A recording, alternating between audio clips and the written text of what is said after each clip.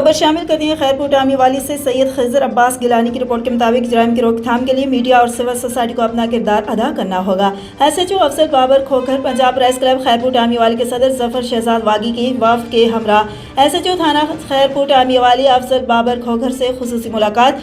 तफसीलात के मुताबिक पंजाब प्रेस क्लब खैरपुर टामी वाली के वफ्द की सदर जफर शहजाद वागी की क़यादत में एसएचओ थाना खैरपुर टामी वाली अफसर बाबर खोखर एएसआई राना शहरयार से मुलाकात हुई। वफ्द में चेयरमैन पीर हबीब शाह कुरैशी, बानी हाजी मेहर इकबाल, वाइस चेयरमैन हाजी अल्ताफ धराला, सरपरस्त आलमिया फयाज हुसैन पीरजादा, सरपरस्त सैयद खिजर अब्बास गिलानी, जनरल सेक्रेटरी मेहर सुफियान, नायब सदर गजनफर अब्बास पीरजादा व दीगर वफ्द में शामिल थे।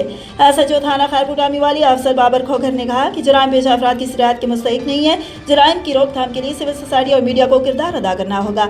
मेरा मिशन है कि थाना खैरपुर टामी वाली की हदूद से जराइम का खात्मा ना कर लूँ, सुकून से नहीं बैठूंगा। आवाम की जान माल का तहफ़्फ़ुज़ हमारी अव्वलीन तरजीह है।